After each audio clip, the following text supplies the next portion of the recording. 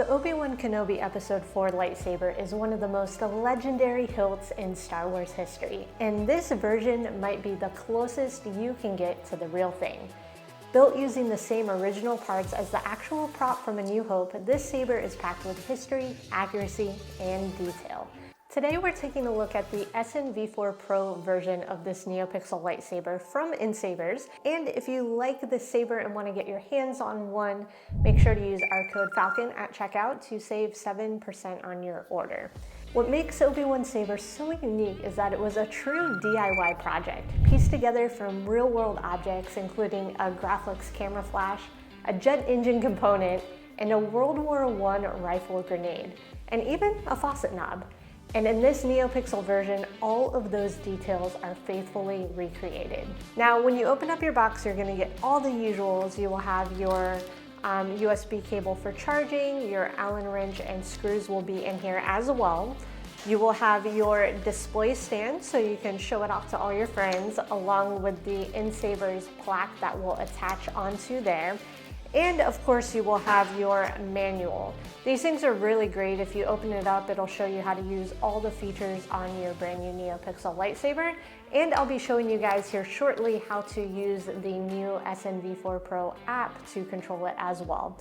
And of course, you will have your Neopixel lightsaber blade. This is a 1-inch diameter, and we're using the 32-inch blade. You can get a 36-inch from them as well. Now, something that's really cool is if you look on the saber itself, you will see the emitter section is a little larger than what the prop has.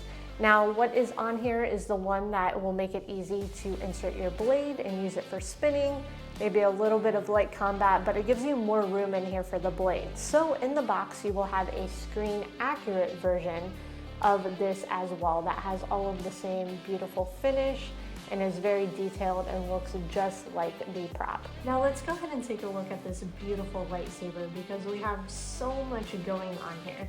So we're gonna actually swap out the emitter section for the prop or screen accurate version. But all of the pieces or components of the saber came from so many different locations. So this one we are putting on right now actually came from a Rolls-Royce, which is really cool. If you get a close look to it, you have all of the holes and grooves on here. And this whole section, this whole hilt is beautifully just worn and weathered. Moving down, we have the grenade section. This came from a World War I rifle, I believe. And if you look closely here in the groove sections, you have this beautiful blue tint to it. I haven't seen this on any other Obi-Wan saber and I love it. It makes it look like heat damage has been on here from probably the use of the rifle. And going into this part of the rifle section, you actually have the original, what was engraved on that part as well. Coming down a little further, you have the infamous Graflex part of the hilt. What's really cool about this is you actually have Graflex on here engraved with the 4 lines on both sides making it look the same. You have the bubble strip and the clamp actually unclamps. So you can unclamp that and slide that bubble strip in and out. And then to tighten it, you just put it back on. Now you may get, like I did, a kind of loose version on this. So this was kind of sliding in and out. So if that does happen, just pull the bubble strip out and you can manually press these together and turn the clamp to tighten it up, and that will go ahead and keep that secure for you. So on this clamp version as well, if we kind of rotate it over, you will see your ignition. So we do have a 2-button ignition with your power and auxiliary. Now coming down a little bit further, we have part of a jet engine on here, which is really cool. And at the bottom, you'll never believe it, is part of a faucet. So this is a cool little faucet section on here. And you do have your D-ring, so if you want to go ahead and put it on a belt clip or anything like that, that is on there. And what I really love too is at the very bottom, you have a kind of sound vent on here so you can hear the saber really well when you're using it. They did an amazing job with this. The weathering is beautiful and it looks pretty darn screen accurate. I am in love with the Saber. Now, one thing I will say is this bad boy is pretty heavy. So I swear when I picked this thing up, I was like, oh my God, it has to be like 5 pounds, but I did weigh it. It is about 2.1, almost 2.2 pounds. So a bit heavy, not something you may want to carry around and take to Galaxy's Edge or for cosplay, but man, does it make a beautiful display piece. Inside, of course, we are going to have the chassis, and I'm going to show you guys how to access that and something really special that we have inside. So down here at the bottom, you can pull from this black part would be my recommendation. You can pull the faucet part off on its own. But if you get both of these off, at the bottom you will see your chassis exposed, and here you will have your USB adapters where you can plug it in and charge it up. Now, this isn't gonna pull out right away. We do have to do one little step. In here, you will see a retention screw. And what you're gonna wanna do is get your wrench and just take this part out. This is the only thing you're gonna have to do. You don't have to deal with any of the buttons on the other side. I've seen some people recommend that. You can leave those put. And I would recommend taking this all the way out. And that is so you can see how to put it back together, which I'll show you in a second. Once you get this loosened up all the way, you will be able to expose the actual chassis and just pull it right on out. And on here, you're going to see your card, the board, of course. It does have a kill switch, which I really love. That way you're not draining your battery while it's on display or if you're out and about. And what's really great is you have the exposed Kyber crystal in here.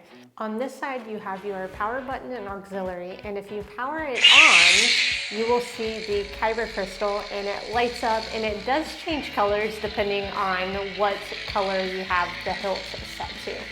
Now, to get this back inside of the hilt, you're gonna wanna look for this screw hole right here, and you're gonna line it back up with where you had it. And once you get it inserted in, you'll wanna make sure it pushes in a little bit further, and you can rotate it until you see the hole. And then you're just going to want to grab your screw, pop it back in. I do recommend kind of holding this in a little bit so you don't accidentally screw into the plastic of the chassis. And then you can put the end back on and you're good to go. I've got the emitter switched out, so we have the one that is blade ready in. And you can see right here, we have 4 retention screws. So this is very stable, very secure. You definitely could swing with it. It might be a little hard because of the weight, but the blade's definitely not going to go anywhere. Now let's go ahead and take a look at some of the features of this lightsaber. So we're going to be using the Force Park V2 app today to check out everything on here. But of course you can power everything on with your power button, and then your auxiliary button is down here for all of your effects. Now once your app is connected, you'll be able to power it on from in here as well. And then you're going to have all your different effects from your blaster to your lockup, clash, force. You'll be able to initiate your background music here. I love this feature because you can just like walk around your house and pretend you're like so powerful. You will have your melt feature, stab, drag, and you can take a listen to your swing as well. Now, in the app, the first thing you're going to want to do is head down to this data modify section, and you're going to want to adjust the light length of your saber. This one's pretty good to go, but you can power it on here. And normally about 1/16 for the 32-inch blades is going to be the correct length. But what you'll notice if you adjust the light length down here, you're going to lose some color. So sometimes when you get them in the box, they'll be really low, and you'll just want to bump that up until you are reaching the tip. Now that's very important because when you go for like your drag effect, you want to make sure it's appearing in the appropriate spot of the actual blade itself. In this section as well, you will have a couple cool features from your color palette. I love this because you can adjust all the colors in between. So if you want to have an orange blade, you can do that. You can have a lime green blade and literally pick any color on the color wheel here. Now, of course, in your Saber control, you're going to have your switch sound fonts. So right now we're on the Obi Wan Kenobi, and we'll check out a couple more character fonts that will come included when you purchase your Saber.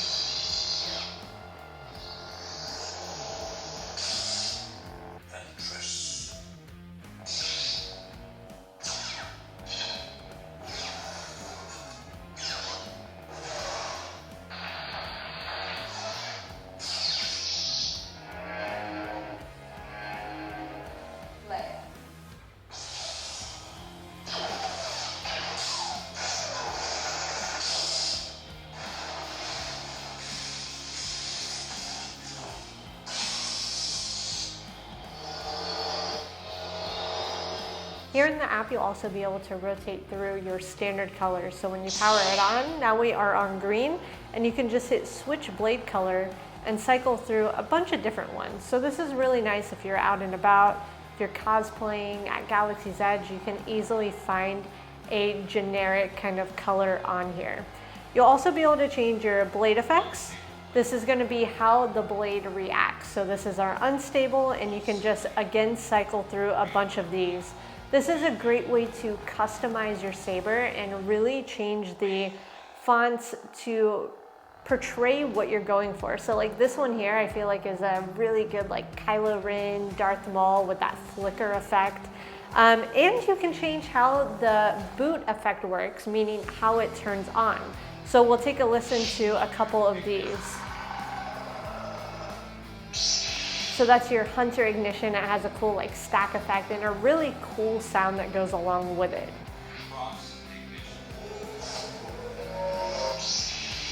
These are just a lot of fun to play with, and again, like create your own kind of character saber. That one's really fun. It's one of my favorites. And then down at the bottom here, you can adjust your volume. This is really great if you're working on spinning or if you're out at a convention and you don't want your saber making a ton of noise. You can turn it all the way down and mute it, or you can have it really loud if you're wanting to maybe record a video or something like that where you want that sound to be very prominent. I think this lightsaber is perfect for any Star Wars fan, and if you're a collector looking for the most authentic Obi Wan Episode 4 lightsaber, this just might be the one. Let me know in the comments if you'd add this to your collection, and if you're looking to do so, make sure to use our code Falcon at NSabers to save 7% on your purchase. And make sure to check out my latest review on the newly updated Ezra Bridger lightsaber from the Ahsoka series. See you there.